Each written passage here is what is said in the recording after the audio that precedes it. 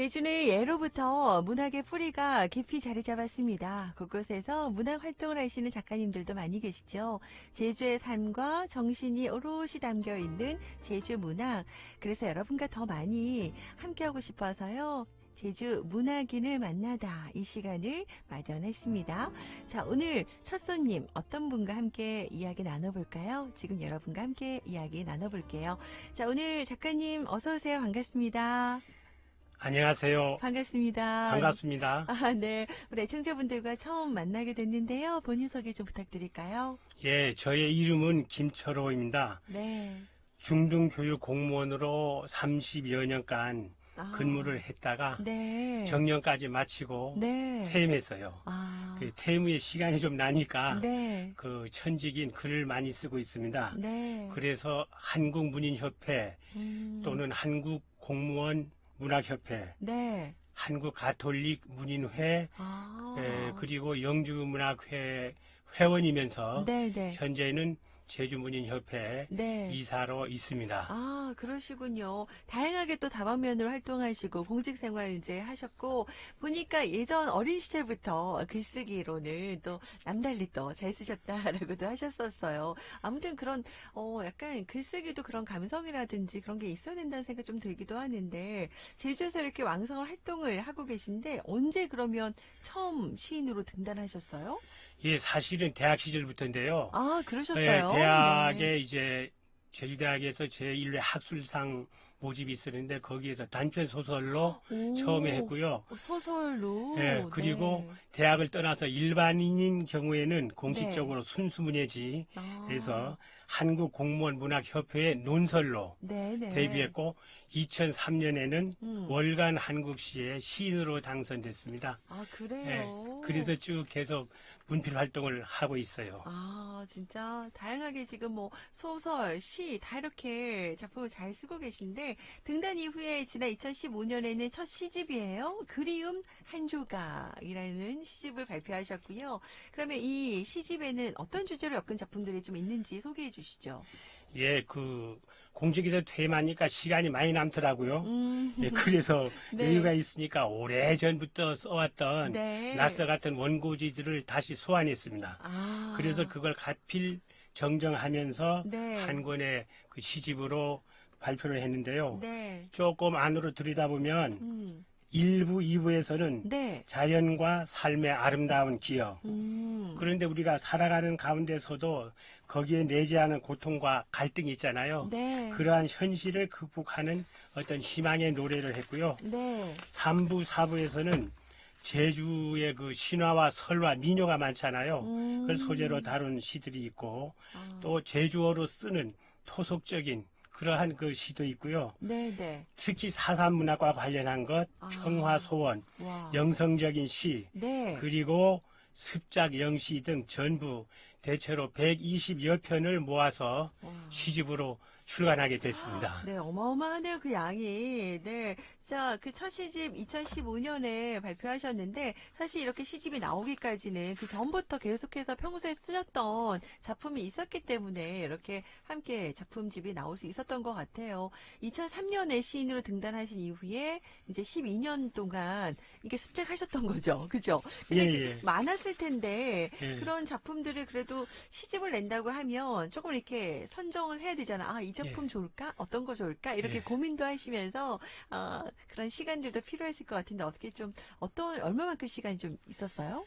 예, 뭐 그런 말 있잖아요. 네. 그 한 송이 국화꽃을 피우기 위해 아. 저쪽 새는 봄부터 그랬잖아요. 가을까지. 네, 맞아요. 준비하는 시간이. 저도 좀 그런 그 형태로 고민하고 많은 기다림 끝에 네. 한 권의 그 햇빛을 보게 됐는데요. 네. 사실은 그 작품 선정의 주제들은 어떤 그리움, 네. 고향, 애증, 사랑과 미움, 자연의 아름다움과 신비성, 때로는 살아가면서 유치하고 부끄러운 기억들도 있잖아요. 네. 어렸을 적 그것도 네. 소환해보고 제주 4.3과 평화 소망 등 다양한 정서들을 대상으로 해서 네. 선정해서 섹션별로 묶어봤습니다. 고민을 많이 한 그 흔적들이 느껴져요. 저도 지금 시집을 주셔서 보고 있는데 다양한 주제들 그리고 제목도 그렇고 우리 생활에 탁 와닿는 읽어보고 싶고 뭐 귀향엔 힐링은 어떤 얘기일까 이런 것도 궁금하고 삶과 우체통 이런 제목부터 아, 감사합니다. 이렇게 감성이 생기면서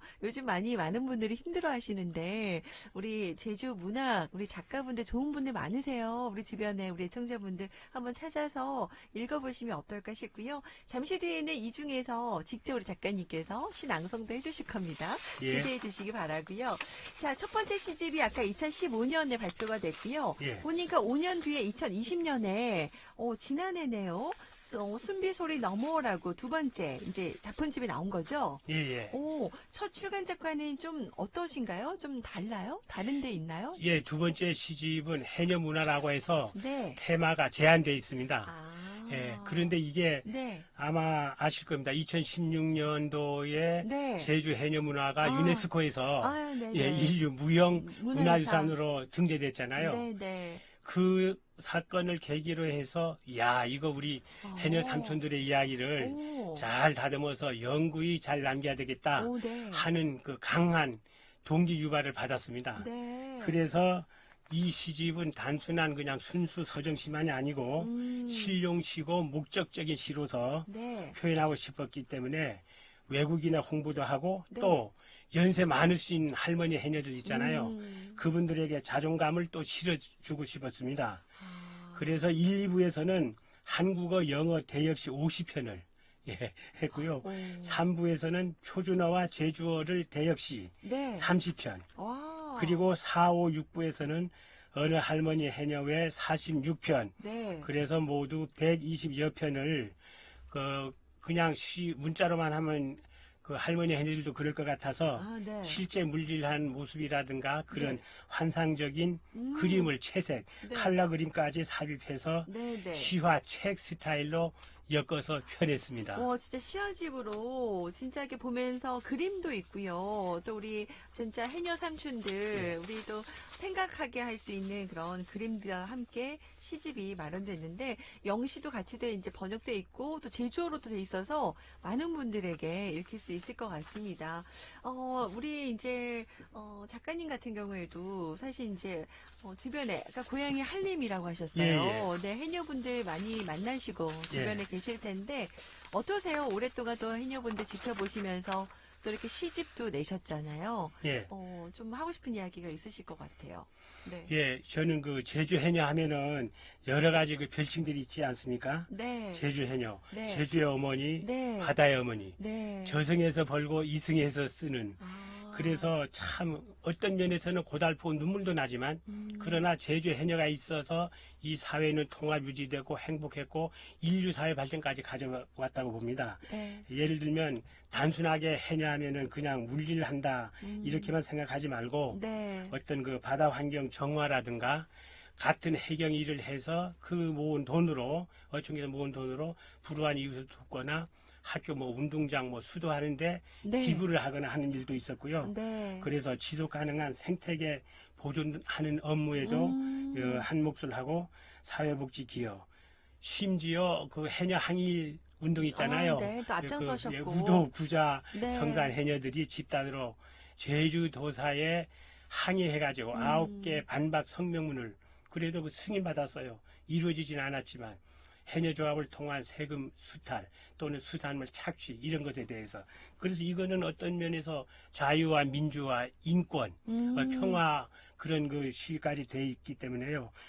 그런 면에서 선구자 역할을 해오시는 해녀 부족으로 앞으로는 인류 사회에 길이 빛날 것이라고 여겨집니다. 그래요. 또 그리고 이제 이런 시집을 통해서도 더 많은 분들에게 또 알려지면 좋겠다는 생각도 들고요. 평소에 이제 시를 있잖아요. 사실 우리가 이렇게 짧게 뭔가 이렇게 시를 함축적으로 또 그 마음을 담으려고 하면 뭐부터 써야 되나 늘 고민하고 진짜 힘들거든요. 근데 우리 작가님은 너무 술술 잘 쓰실 것 같아요. 이렇게 시 이렇게 120여 편씩 이렇게 작품집을 내시는 거 보면 시를 평소에 창작하실 때 어디에서 이렇게 영감 많이 얻으세요? 우리도 좀 참고할게요. 사실 저도 마찬가지예요. 엄청 아, 고민을 한답니다. 네. 때로는 앉아서 뭐 1시간 지나도 한 줄에 단 아, 한 행의 시구가 떠오르지 않을 때도 있어요. 네. 그런데 세상에 존재하는 모든 것은 음, 문학 창작의 그 소재가 될 수 있다고 보고요. 네. 거기서 영감이 떠오르는데 설령 존재하지 않는 것이라 할지라도 우리가 상상하는 모든 것에 있어서 영감을 얻을 수 있습니다. 네. 그러니까 이제 저는 그래서 좀 쉽게 생각해요. 예를 들면 아름다운 꽃을 보면 야 너무 예쁘다 황홀해지고 마음이 네네. 그리고 그걸 꺾어서 사랑하는 사람한테 네. 선물로 주고 싶고 사실은 이건 이중 그 개념 감정감가죠. 아, 예를 들면 꽃을 사랑하면 갖고 해야 되는데 네. 꺾어서 그 선물을 한다. 그래 선물하는 건 또 좋은 것. 음. 그래서 어떤 갈등도 일으킬 수 있고요. 아, 그런 것들이 영감이라고 봐요. 영감으로 해서 시에 표현하는 거군요. 예, 그런 어떻게 마음들을. 이것을 처리하느냐 하는 거.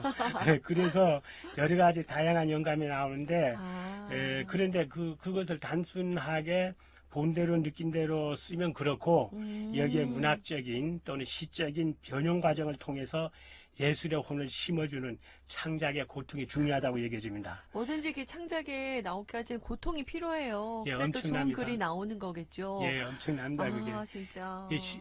그런데 이거는 네. 그 창작의 고통인데 정서적이고 이런 거지만은 그러나 네. 과학적으로도 아마 에디슨인가요? 음. 천재는 1%의 영감과 아, 99%의 노력에 노력. 의하여 이루어진다는데 그 99%의 노력이 그 문학인들의 작가들의 어떤 창작의 고통이 아닐까 고통이다. 그렇게 생각이 되어집니다. 그래요. 진짜 우리가 뭔가 이렇게 그 잘하시는 분들 보면 재능이 타고났지 뭐 영재지 이런 얘기 하는데 그래요. 1% 물론 재능도 필요하지만 99%의 예. 노력. 아, 우리에게도 뭔가 희망이 생깁니다. 예. 네. 그 문학의 눈으로 바라볼 때 사실 우리 제주 예술인들이 살기에 그리고 영감을 갖기 너무 좋다라고 네. 하시는데요. 어떠세요? 이렇게 문학인으로서 제주만이 가지고 있는 사실 그런 문학적인 특성이 많잖아요. 무궁무진할 텐데 무엇이라고 좀 생각하시는지요, 좀. 네. 예, 뭐 제주인이라고 해서 어떤 특수성을 하기보다는 사실은 문학의 일반 예술로는 네. 그냥 제주 작가에 다 통용이 되고요. 음, 다만 이제 질문을 하시는데 문학적 특수성은 이제까지 우리 문인들이 네. 오랫동안 회자가 됐고 화두로 논의가 이루어져 왔어요. 그 주제들을 보면 제주의 신화나 설화, 민요 이야기라든가 사삼문화 특히 뭐 유명하잖아요. 현기영 씨의 네네. 예, 수미삼촌 예, 그러니까 네. 그 다음에 그 제주어로 쓰는 어떤 향토 문화 네. 있고 그 다음에 제주 유배 문화 아. 뭐 그 잘 알려 추사 김정희 선생이라든가 김춘택 등등 해서 이런 것들이 제주의 고유의 어떤 특수성을 반영하는 문학이라고 볼 수 있고요. 그런데 이제 앞으로 우리 천혜의 아름다운 자연 환경에 사는 축복받은 제주 작가들은 제주 지역의 특수성도 인식하면서 네. 문학성 높은 작품 창작에 몰입해서 네. 세계인이 감동하고 세상을 변혁시킬 작가 정신을 가다듬어야 할 때라고 생각이 됩니다. 아, 또 그런 책임감도 느끼시는군요. 예. 아, 앞으로 또, 그런 또 책임감으로 사명감을 가지고 또 높은 좋은 작품들을 또 우리에게 많이 선보여 주실 텐데 기대가 되고요. 지금 우리 작가님은 이제 두 번째 시집까지 지난해 예. 이제 나왔고 세 번째 시집 혹시 지금 준비하고 계신 게 있는지. 예, 준비하고 있죠, 물론. 그러시죠. 네. 예. 어떤지 좀 미리 소개해 주실 수 있으세요? 그렇죠. 이번에는 운문과 산문부로 해서 네. 하나의 그 창작집에 실어보고 싶어요. 네. 그래서 쓰고 있는데 운문 부분에는 주로 순수 서정시와 풍자시, 제주 설화 역사 문화를 소재로 쓰고 있으며 네. 산문 부분에는 자연과 인간 관계에 대한 사려 깊은 이야기를 비롯해서 시사 스토리, 세태 풍자하는 글도 써보고 있는데 네. 내년 이맘때 가을에는 아마 와. 빛을 보게 될 겁니다. 지금 또 열심히 또 네. 창작 활동하고 계시군요. 내년 가을을 지금 목표로. 예, 예. 아, 기대하도록 하겠습니다. 예, 선물 드릴게요. 그때 아, 나오면. 네, 정말 너무 기대되고요. 자, 그러면 오늘 우리 또 김철호 시인님께서 우리 애청자 여러분께 또 시 한 편 선물로 보내주신다고 하셨거든요. 이 자리에서 낭송 부탁드려도 될까요? 네. 감사합니다. 아, 네. 자, 그러면 여러분도 함께 들으시면서 이 가을에 그런 감성을 한번 충전해 보시면 어떨까 싶어요.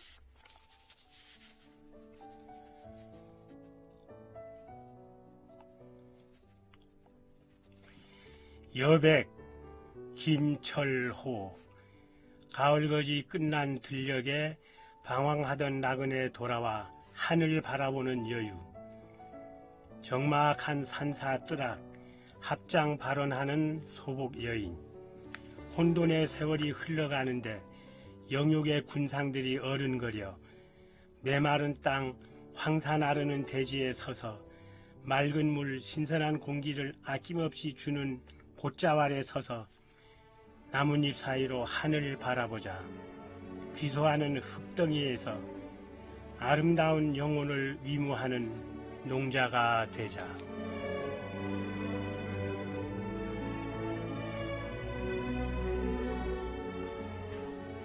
네, 김철호 시인의 여백이라는 시군요. 아, 진짜 이 가을에 우리 너무 사실 갑박하게 빠르게 그리고 너무 힘들게 지금까지 지내왔어요. 그죠? 코로나19도 있고, 그죠? 예. 약간 조금 되돌아보면서 여백의 미라고 하잖아요. 잠깐의 여유 느꼈으면 좋겠다는 생각이 좀 드는데 어떤 걸 제가 받은 느낌이 맞나요? 좀 이 시를 고르신 혹시 이유라든지 하고 싶은 이야기 있으셨을 것 같아요. 제가 감동 먹었어요. 지금 말씀하시는 거 듣고. 아, 예. 네, 이심전심. 예, 예. 네, 진짜 그 시를 통해서 딱 그 느낌이 오고요. 조금 정말 우리 너무 축복받았잖아요. 제주에 산다는 거. 이 네. 자연의 위대함 속에서 선물과 같은 시간 함께 아름다운 영혼으로 좀 우리도 정화시키는 마음 필요할 것 같아요. 자, 저희가 제주 문화기를 만나다 기획 코너로 오늘 첫 손님이셨어요. 우리 김철호 시인과 이야기 나눠봤는데요. 우리 오늘 함께 하시면서 마지막으로 하고 싶은 이야기 있으시면 좀 부탁드릴까요? 예, 당신이 따뜻해서 봄이 왔습니다로 시작되는 희망적인 힐링 시가 생각납니다. 아, 우리 모두가 너무나 오래고 길고 먼 터널을 지금 건너가고 있습니다. 코로나 감염 사태로 인해서. 네네. 그래서 이 시기, 위드 코로나 시기를 잘 극복해서 이겨내고 네. 따뜻한 봄날 맞았으면 참 좋겠습니다. 아, 정말이요. 그렇게 될 것 같아요. 예, 초대해 주셔서 감사합니다. 아, 네. 청취해 주신 여러분 대단히 고맙습니다. 아, 네. 저희가 감사하고요. 이 정말 가을에 정말 선물 받은 것 같아요. 여러분 어떠신지요? 네. 자, 오늘 시 한 편, 여러분 좋아하는 시 한 편, 또 낭송하는 그런 여유도 꼭 가지시기 바랍니다. 자, 오늘 제주 문화기를 만나다 오늘은 제주 문인협회 부회장이시면서 함께하고 있는 우리 김철호 시인과 이야기 나눠봤습니다. 오늘은 여기까지 말씀 듣겠습니다. 예, 감사합니다. 고맙습니다.